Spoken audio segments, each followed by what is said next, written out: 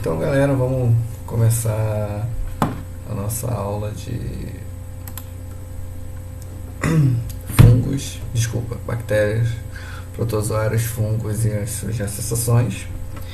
No conteúdo do segundo ano, que é um conteúdo que fala de seres vivos, comparações de seres vivos, fala dos sistemas reprodutor, nervoso, digestório, circulatório, e comparando eles entre os organismos. Então vou começar com os mais simples para ir complicando, vamos dizer assim.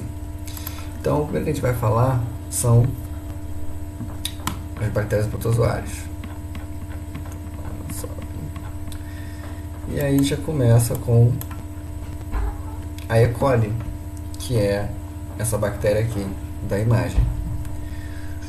As bactérias têm o próprio reino, o reino Monera, e elas têm uma única célula procariota e podem formar agregados no caso das colônias. Procarioto vem da classificação delas porque elas têm essa característica aqui. Diferente da gente, diferente de uma célula eucariota, o DNA delas, no caso esse nucleóide aqui, está jogado. Não tem uma membrana em volta aqui, não tem uma estrutura celular protegendo-a. Outra parte do DNA delas é o plasmídio, que é o responsável por... o plasmídio é responsável pela troca de patogenicidade. O que é patogenicidade? Patogenicidade são DNAs que podem causar doenças na gente. São moléculas de DNA, no caso do DNA circular, que pode transferir, pode nos passar doenças. Então as bactérias que são patogênicas é porque o plasmídio delas tem uma região que vai passar essa função. No caso a gente também usa isso a favor da gente. Como as bactérias elas têm uma reprodução bem rápida, mesmo sendo por divisão binária, que é esse caso aqui, ou bipartição, a reprodução por espólios ou a conjugação fala um pouco depois, essa reprodução é bem rápida, tanto que as bactérias elas têm crescimento exponencial. De uma forma 2, de 2 forma 4, de 4 forma 8, de 8 forma 16 e por aí vai. 16 vai formar 64. Então as bactérias elas têm esse crescimento exponencial, elas crescem muito rápido em pouco tempo. E aí elas têm as características que são a parede celular, a membrana plasmática, que aqui tem laranja, quem não é míope, né, tá vendo? E tem a parede, essa parede que vai proteger ela. Essas duas camadas fazem com que ela tenha uma boa proteção em relação ao meio ambiente, em relação a variações do meio ambiente, em relação a ambiente ácido, ambiente quente, ambiente frio. Isso vai gerar essa proteção a elas. E tanto que as bactérias elas podem viver dentro da sua boca, dentro do seu sistema digestório, na própria pele, no pé. Então elas têm uma variação de lugares que elas podem sobreviver, na água doce, na água salgada, e aí vai fazer, no caso, o complexo B, o B6, dentro do nosso intestino, porque elas vivem em mutualismo com a gente, vivem em simbiose com a gente. Elas nos oferecem complexo B, em troca nós oferecemos proteção. Então elas vão oferecer vitaminas, vão oferecer, no caso do mitocôndria, também a origem dela é uma bactéria que hoje nos oferece a energia.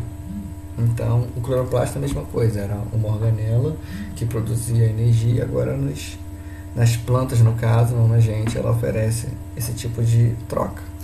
Então a gente está entendendo que as bactérias têm muita relação com a gente. Tanto que os plasmídios também são responsáveis pela resistência dos antibióticos. É esse plasmídio, esse DNA circular que elas têm, que é responsável por essa característica. Tanto que a produção de antibióticos, a produção de algumas enzimas que a gente precisa, como a insulina, também é feito por esse processo, pela biotecnologia. As bactérias também elas podem produzir a própria energia. No caso das bactérias, as cianobactérias, elas são autotróficas, ou seja, elas produzem o próprio alimento. Os seres humanos são heterotróficos, ou seja, a gente depende de outro ser vivo para se alimentar. É só para não confundir. Autotrófico, auto vem de próprio. Hetero vem de diferente, então a gente pega o alimento do ambiente. Algumas bactérias elas conseguem produzir o próprio alimento. Uma outra forma de multiplicação, uma outra forma de divisão é a conjugação, que você transfere segmentos de DNA de uma bactéria para outra. E aí você vai ter uma recombinação gênica, ou seja, você vai aumentar a variabilidade genética, porque as bactérias, elas geralmente, elas fazem clones. Essas duas bactérias aqui são idênticas a essa, a mesma coisa. E aí, outra coisa que faltou falar, além da cápsula que está em volta delas, é o mesossomo. Os mesossomos são estruturas que vão ser responsáveis por digestão, porque você está vendo aqui, não tem organela, elas têm organoides, que é o mesossomo, o nucleoide, o grânulo, os poliribossomos, ou seja, ela não vai ter uma organela propriamente dita, ela vai ter organoides que são pré-organelas, e ela consegue fazer todas as funções normais. Além de produzir o próprio alimento para as autotróficas, elas também fazem quimiossíntese, que é duas matérias que a gente acabou de falar no primeiro bimestre. Tá? Temos os protistas, que são unicelulares heterotróficos, as microalgas são autotróficas. Eles vão ter relação de parasitismo, comensalismo, mutualismo, tem reprodução assexuada, também faz a conjugação na troca de material genético, e aqui tem exemplos. A diferença dos protozoários é imensa, porque ele já tem núcleo. Olha a diferença. Bactéria não tem núcleo, protozoário tem núcleo. Tanto que eles formam até as classificações antigas chamam de protoctistas. Eles são protoctistas. Porque eles são unicelulares, mas eles têm núcleo. Então, eles acabam ficando nesse meio termo na classificação geral.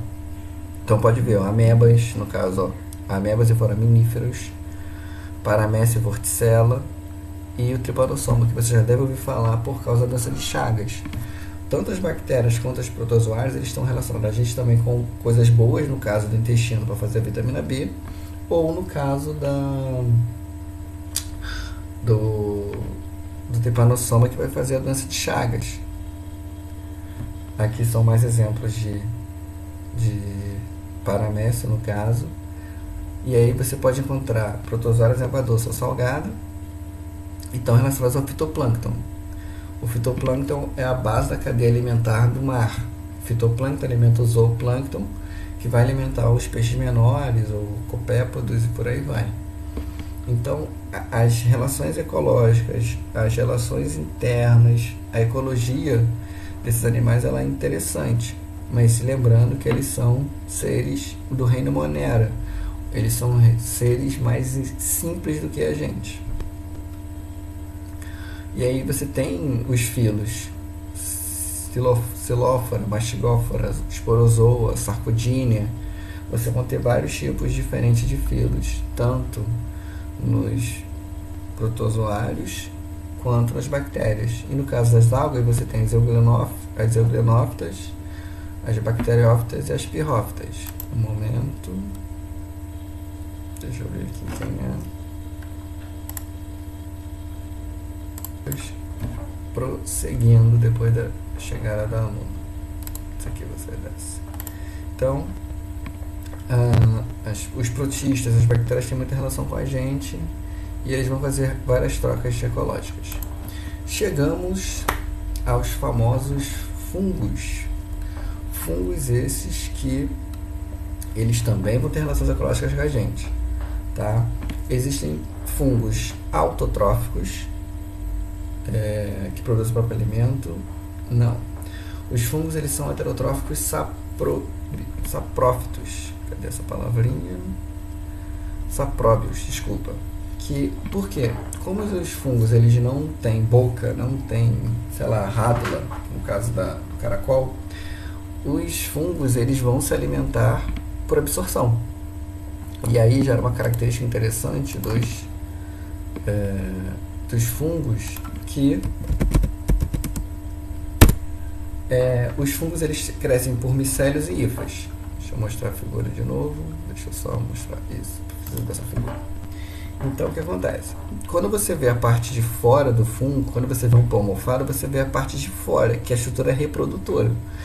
Toda a parte de baixo, ela está com fungo. No caso, as partes superiores são as hifas e lá na base tem os micélios. Então, essa estrutura de um fungo ela é para todas as espécies. Você tem vários tipos de fungos. Aqui tem as principais: zigomiceto, ascomiceto, basidiomiceto e deuteromiceto. Mas, quando você vê um queijo mofado, um pão mofado, essa figura aqui é bonitinha. Então, quando você vê essas estruturas, parece que só essa parte mais escura está suja, só essa parte aqui está contaminada, e não é. Todo o queijo está contaminado. O que você está vendo, essa parte verde, é a parte reprodutora. É a parte que está lançando mais esporos no ar, para que mais fungos nasçam. E o queijo gorgonzola é um exemplo de queijo mofado. Essa parte verde que você está vendo são fungos. Ele foi criado, se eu não me engano, a partir de uma fuga de um cara que levou queijo. E ele ficou dentro de uma caverna por vários dias. Acabou que o alimento que ele levou mofou. E aí ele comeu. Ele teve a coragem de comer e percebeu que dava um gosto diferente do queijo. O queijo Rutherford, Roquefort, o queijo gorgonzola são queijos mofados. E aqui você está vendo, ó, olha o valor de um queijo. Um queijo. Mas essa característica acontece porque o queijo ele acaba permitindo o crescimento dele. O queijo canastra também é um queijo mofado. O gorgonzola, como eu acabei de falar, isso vai dar um outro sabor ao queijo, uma outra forma de queijo. E aí não adianta, você tem pão mofado ou queijo mofado, e aí o pessoal antigo faz isso. Corta, né? Ah, não, essa parte aqui ainda tá boa. Quer dizer, essa parte aqui do canto deve estar boa. Aí corta essa parte aqui. Só que você continua comendo queijo mofado. Assim como o Guaravita. Deixa eu ver se aparece aqui. O Guaravita, ele é proibido em alguns países, tá? Só permitido no Brasil. Por quê? Deixa eu ver se vai mostrar. Tá, eu acho que não, porque é meio nojento. Não é para parar de tomar, não. Vocês escolhem que vocês querem morrer, tá? Desculpa, vocês escolhem que vocês querem beber. Deixa eu ver se eu vou mostrar. Mas o Guaravita basicamente é água e concentrado.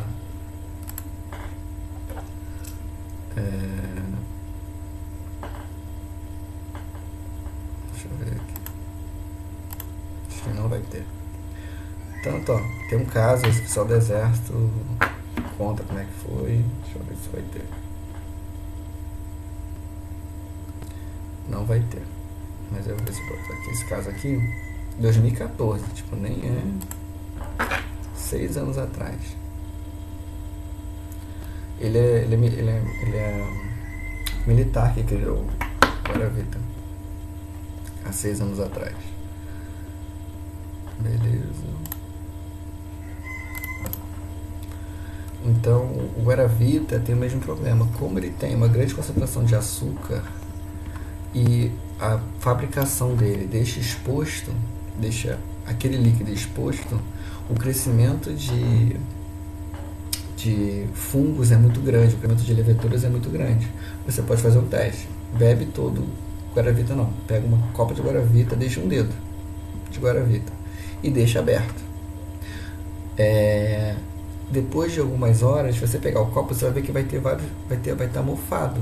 Por quê? A fabricação ela não é totalmente limpa e também ele é um grande foco de crescimento dessas substâncias, um grande foco de crescimento de bactérias e fungos. No caso, tem 3 tipos de fungos: a levedura, que é o unicelular que vai fazer a cerveja. Temos os fungos que vocês conhecem, como aqui esse cogumelo que parece do Mario, né? Esses cogumelos aqui, eles são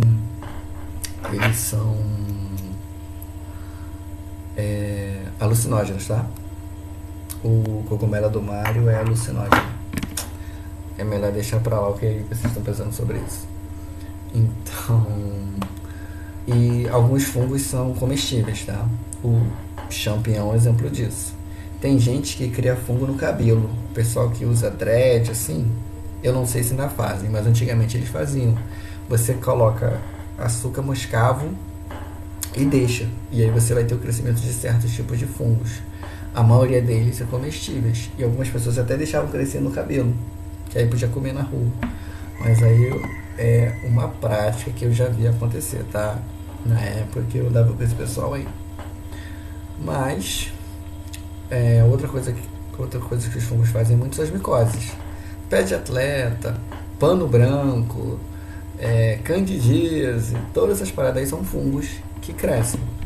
Do mesmo jeito, a parte de fora é a parte produtora e a parte interna é a parte que está crescendo o fungo. Quando você vê o pano branco, você está vendo só a parte superficial, só a parte produtora. Toda a sua pele está com o fungo. Toda a sua pele está com o crescimento. Voltando, eles são sapróbios. O que é isso? Nutrem-se heterotroficamente por absorção de moléculas simples. Então, eles esperam que algum ser faça a digestão extracorpórea. Eles podem crescer por brotamento, que são as formas unicelulares, por fragmentação do micélio, que é a quebra dessa parte aqui de baixo, e pela produção dos esporos pela parte frutífera. Então essa parte aqui que você vê bonitinha aqui é a parte frutífera do fungo. Aqui você está emitindo vários tipos de esporos que vão fazer o crescimento de novos fungos. Temos também os links.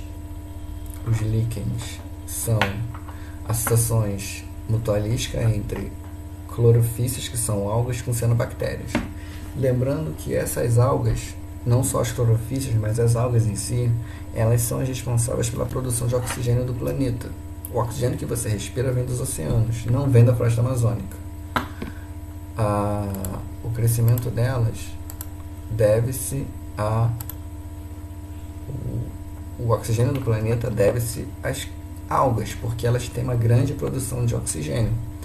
Tudo que a floresta amazônica produz, ela consome. O oxigênio que ela produz, ela vai consumir na respiração dela mesma. Então as florestas apenas são o ar-condicionado do planeta. É só para dar esse toque. E além dos líquens que vocês veem nas árvores, quando você vê a raiz da árvore, uma parte verde, uma parte de outra cor, geralmente são brancas, são líquens. E tem também as micorrizas que crescem entre a raiz de árvores e a raiz, no caso os micélios dos fungos. É outro tipo de crescimento. Mais uma coisa para falar, deixa eu ver. Vocês vão fazer o exercício que tem exemplo de fungo, exemplo de bactérias, como é que eles vivem, tá? Cada um vai fazer uma ordem e aí vocês têm uma semana para responder. As perguntas são aleatórias, não vai ter essa ordem aqui. Ou se você tiver sorte, vai estar. Mas você vai responder essas perguntas e aí já vai te dar a nota. Acabando as perguntas, você já vai ter a nota que você tem que tirar. Vale 1,5, só que como não dá para fazer isso aqui, tá valendo 15. Tipo, não é que tá valendo nota, é só para vocês saberem a pontuação que vocês estão tendo em relação ao exercício. Os exercícios que eu passei até agora, eu não dei a nota, eu não vou dar por enquanto, porque desligando aqui.